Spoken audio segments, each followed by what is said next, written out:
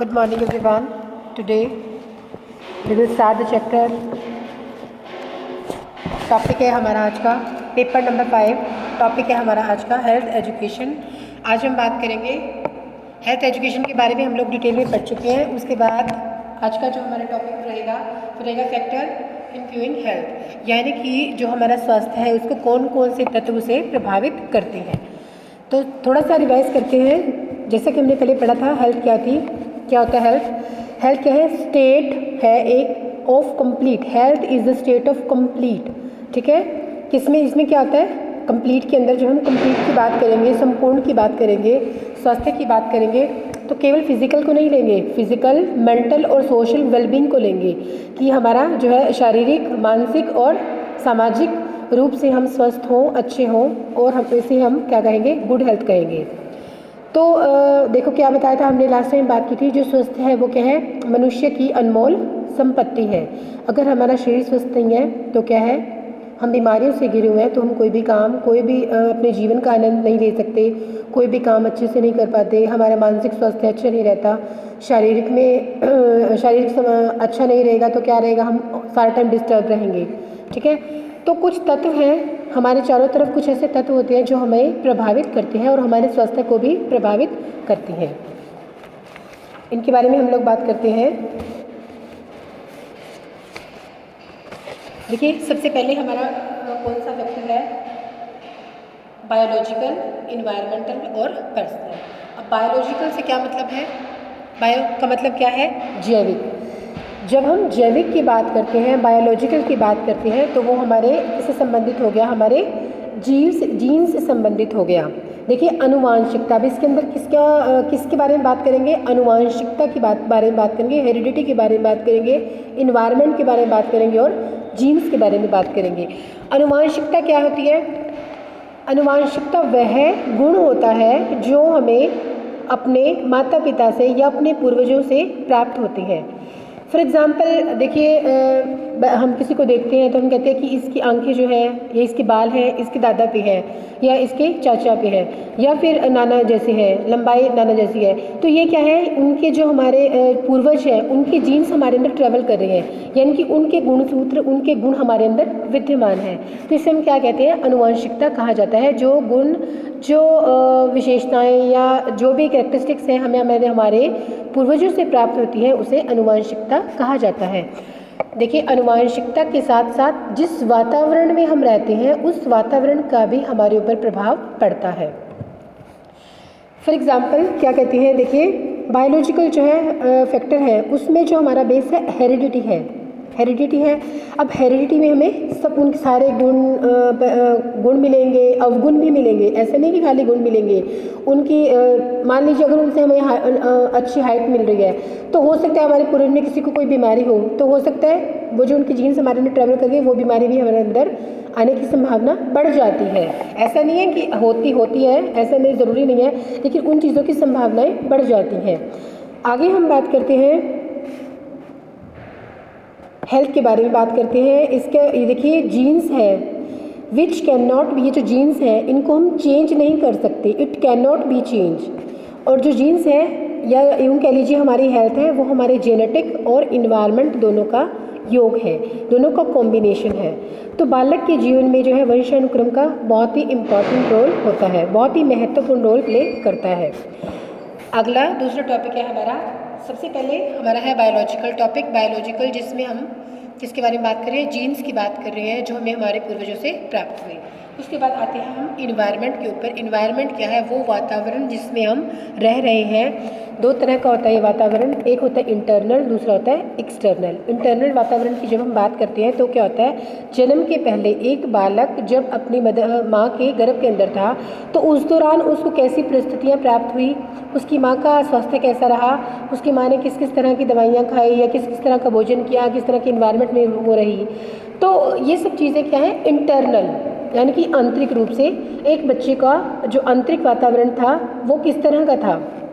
कई बार ऐसा होता है कि माँ का स्वास्थ्य बड़ा अच्छा होता है तो बच्चे का स्वास्थ्य भी अच्छा रहता है। कई बार ऐसा होता है कि मदर किसी बीमारी को झेल रही होती है तो बच्चों के अंदर वैसे सिम्टम्स दिखने को मिलते हैं। तो ये हो गया हमारा इंटरनल। जन्म के समय मतलब किस तरह की स्थितियाँ रहीं, ये इन सब चीज़ों का प्रभाव बालक के जन्म पर पड़ता है। फिर इसके बाद बात करते हैं एक्सटर्नल पार्ट्स की। एक्सटर्नल क्या होता है? ये जो हमारा बाहरी वातावरण है, संसार है, ये जो जब एक बालक जन्म ले लेता है तो बाहर उसको कैसी स्थितियाँ मिल रही हैं, उसको हम बोलते हैं एक्सटर्नल इन्वायरमेंट। एक्सटर्नल में क्या है? देखिए हमारी फैमिली है, कौन सी फैमिली में हमारा जन्म हुआ, किस देश में हुआ, वहाँ का इन्वायरमेंट कैसा है, लोग कैसे हैं, परिस्थितियाँ कैसी हैं, इन सब चीज़ों के बारे में बात करते हैं। फिर हमारा जो मतलब जिस जहाँ हम रहते हैं, जिस परिवार में रहते हैं, वहाँ की रीति रिवाज कैसी हैं, हम उनको फॉलो कर रहे हैं, वहाँ हमें हम काम करने की स्वतंत्रता है या नहीं है, या फिर यूँ कह लीजिए कि जो हमारा देश है उस समय कैसी स्थितियाँ थी, वहाँ पर चल रही थी। इन सब चीज़ों का भी एक बालक के जीवन के ऊपर, उसके स्वास्थ्य के ऊपर बहुत अधिक गहरा प्रभाव पड़ता है। इसमें हम अपने मित्रों को लेते हैं, पीयर ग्रुप्स को लेते हैं, सोशल सराउंडिंग को लेते हैं, इन सब चीज़ों को या सोशल ग्रुप्स को भी ले सकते हैं। तो ये सब चीज़ें जो है मिलजुल कर इंटरनल और एक्सटर्नल दोनों ही वातावरण बालक के स्वास्थ्य के ऊपर प्रभाव डालते हैं। इन शॉर्ट हम कह सकते हैं कि अगर हमें अच्छा इन्वायरमेंट मिलता है, हेल्दी इन्वायरमेंट मिलता है, तो क्या होता है? हमारी डेवलपमेंट हेल्दी होती है, हमारा सर्वांगीण विकास अच्छे से हो जाता है। और यदि हमें बड़ा बाउंडेशन मिलती है, कुछ दिक्कतें आ जाती हैं, तो उस तरह से हमारा जो विचार है, हमारी थिंकिंग है, उसमें थोड़ी सी गिरावट आ जाती है। ठीक है जी। उसके बाद देखिए इन शॉर्ट हम ऐसे भी कह सकते हैं कि मेंटल, फिजिकल और सोशल, ये तीनों जो फैक्टर हैं, 3 फैक्टर्स हैं, ये तीनों के तीनों तत्व हमारे वातावरण के अंदर ही आते हैं और हमारे स्वास्थ्य को प्रभावित करते हैं। ठीक है, चलिए आगे चलते हैं। आगे हम बात करते हैं, अब आगे का जो हमारा पॉइंट है वो है हमारा पर्सनल फैक्टर्स का। पर्सनल फैक्टर क्या होते हैं? अब इसी में ले लेते हैं हम लोग। पर्सनल फैक्टर क्या है? Physical exercise. अब एक पर्सन है, हर इंडिविजुअल अलग अलग है, आजकल बहुत ज़्यादा एडवांसमेंट है, तो हम सब लोग अपने स्वास्थ्य के लिए बहुत ज़्यादा अवेयर हैं।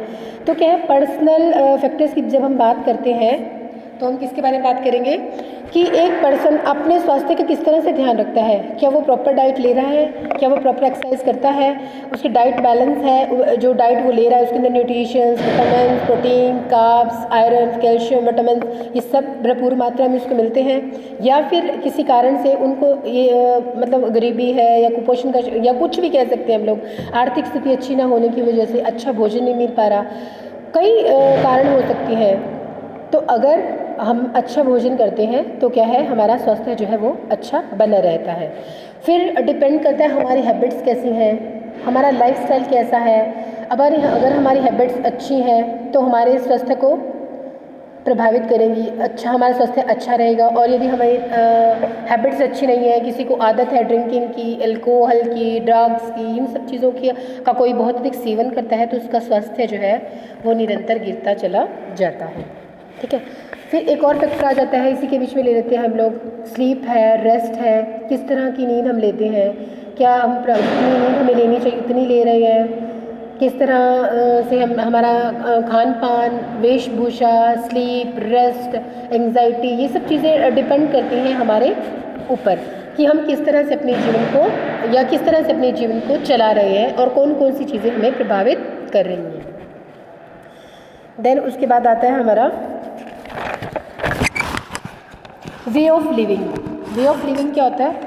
देखिए जब हम बात करेंगे वे ऑफ लिविंग की, तो हम ये देखते हैं कि हर इंसान का भी, जैसे मैंने पहले भी बताया, हर इंसान का जो लाइफस्टाइल है वो बिल्कुल डिफरेंट है। 2 इंडिविजुअल हैं, बेशक एक घर में रहते हो, एक परिवार में रहते हो, लेकिन सभी का, किसी का उठने का टाइम सुबह का है, किसी का उठने का टाइम 11 बजे का है, किसी कोई लेट नाइट्स होता है, कोई बहुत जल्दी सो जाता है। सबकी अपनी अपनी लाइफस्टाइल है, अपना अपना एक लिविंग स्टैंडर्ड है, अपना अपना काम करने का ढंग है। तो ये जो चीज़ें हैं ये हमारे स्वास्थ्य को बहुत ज़्यादा प्रभावित करती है।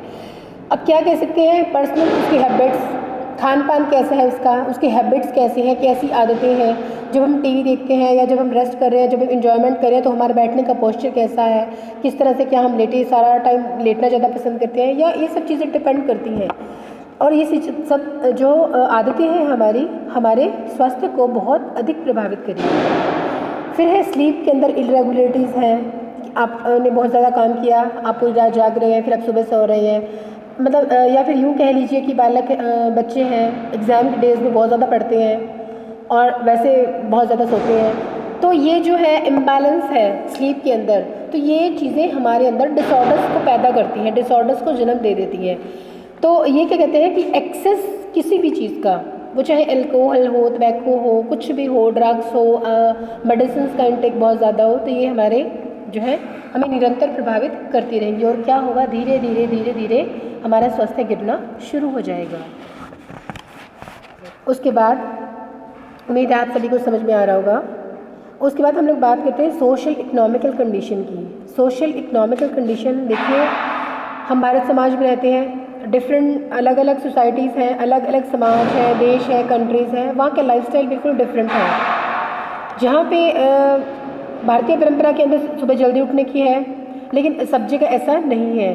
तो ये क्या है, एक देश, एक समाज, वहाँ का रहन सहन, वेशभूषा, खान पान, ये सब चीज़ें जो है मनुष्य के, या फिर इसके इकोनॉमिकल कंडीशंस, उसकी किस तरह की स्टेबिलिटी है उसकी, या किस तरह से वो वर्क कर रहा है, वोकेशंस किस तरह के कर रहा है, किस तरह का काम कर रहा है, क्या उसका रहन सहन है, ये सब चीज़ें एक मनुष्य को प्रभावित करेंगी। नेचुरल सी बात है, फिजिकल चाहे शारीरिक हो चाहे मानसिक स्वास्थ्य हो। फिर जब हमारे शारीरिक मानसिक स्वास्थ्य को प्रभावित करेंगी तो हमारे इमोशंस को भी प्रभावित करेंगी। तो ये सब क्या है, लाइफस्टाइल, हम बार बार बात करते हैं लाइफस्टाइल की, गुड हैबिट्स की। गुड हैबिट्स होंगी तो हम अच्छे रहेंगे। तो ये लाइफस्टाइल जितना अच्छा, हम अच्छा लिविंग स्टैंडर्ड या लाइफ एक्सपेक्टेंसी या लाइफ की क्वालिटी, या यूँ कह लीजिए बैलेंस डाइट जितना अच्छा रखेंगे उतना ज़्यादा हमारा जो है स्वास्थ्य अच्छा रहेगा। फिर नेक्स्ट पॉइंट है हमारा, ये सब पॉइंट्स हैं इसके। नेक्स्ट पॉइंट हम बात करते हैं हेल्थ सर्विसेज की। हेल्थ सर्विसेज का क्या मतलब होता है कि जैसे अब पेंडेमिक का टाइम चल रहा है, तो भी क्या हमारी गवर्नमेंट हमारे लिए बहुत ज़्यादा कॉन्शियस है। अभी क्या है, कोविड के टाइम गवर्नमेंट सबके लिए कॉन्शियस है, तो वो क्या है, फ्री सबको मेडिसिन प्रोवाइड की जा रही है। तो कहने का मतलब कि अगर कोई महामारी आ गई, कुछ प्रॉब्लम आ गई, कुछ इस तरह की स्थितियाँ आ गई, तो क्या है, सरकार किस तरह से उसमें अपना रोल प्ले कर रही है। तो ये हम लोग बात करते हैं हेल्थ सर्विस की, कि जहाँ पर हम रहते हैं, जिस देश में रहते हैं, वहाँ पर क्लीननेस कैसी है, सैनिटाइजेशन फैसिलिटीज़, और जितनी भी फैसिलिटीज़ है, लिविंग स्टैंडर्ड है, एजुकेशन स्टैंडर्ड है, ये सारे के सारे स्टैंडर्ड्स हैं, ये कहाँ पर वेरी कर रहे हैं, किस तरह चल रहे हैं, कितना वेरी कर रहे हैं, किस तरह से गवर्नमेंट इन चीज़ों की तरफ ध्यान दे रही है। तो जितनी ज़्यादा फैसिलिटीज़ गवर्नमेंट प्रोवाइड करती है, उतना ज़्यादा जो है लाइफ स्टैंडर्ड और लिविंग स्टैंडर्ड इंक्रीज़ होता चला जाता है। जब लाइफ स्टैंडर्ड इंक्रीज़ होता है तो हमारे देश की डेवलपमेंट जो है वो खुद ब खुद होनी शुरू हो जाती है। इन शॉर्ट हम ये भी कह सकते हैं कि अगर एक देश के नागरिकों का स्वास्थ्य बहुत अच्छा है तो वो देश खुद ब खुद उन्नति की ओर चला जाएगा।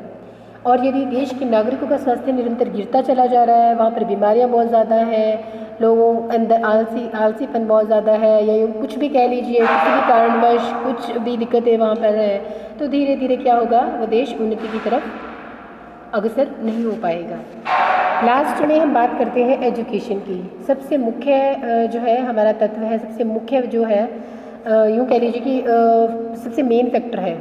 जितने ज़्यादा देश में लोग पढ़े लिखे होंगे उतनी ज़्यादा हेल्थ के लिए कॉन्शियस होंगे, उतनी ज़्यादा क्लीननेस होगी, उतनी ज़्यादा लोगों का जो स्वास्थ्य है अच्छा होगा, बैलेंस डाइट लेंगे, अपना ध्यान रखेंगे, योगा की तरफ ध्यान देंगे। और ये सब चीज़ों का जब हम पालन करना शुरू करते हैं, जैसे जैसे लोग अवेयर होना शुरू कर देते हैं, जैसे जैसे एजुकेशन का लेवल बढ़ना शुरू हो जाता है, वैसे वैसे हमारी इकोनॉमिक डेवलपमेंट, सोशल डेवलपमेंट, ये सारी की सारी डेवलपमेंट होनी खुद ब खुद शुरू हो जाती हैं।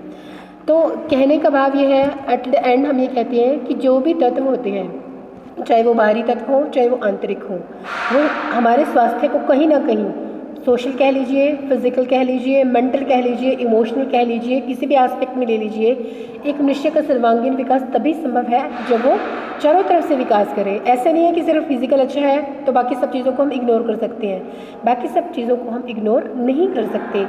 सभी की तरफ हमें ध्यान देना बहुत ज़्यादा ज़रूरी है, खुद के विकास के लिए, देश के विकास के लिए बहुत ज़्यादा ज़रूरी है। इसलिए जो है हम हेल्थ एजुकेशन, योगा एजुकेशन, ये पेपर जो है इस वाले सब्जेक्ट के अंदर हम इन सब चीज़ों के बारे में रीड कर रहे हैं। धन्यवाद। उम्मीद है आप सभी को समझ आया होगा। धन्यवाद।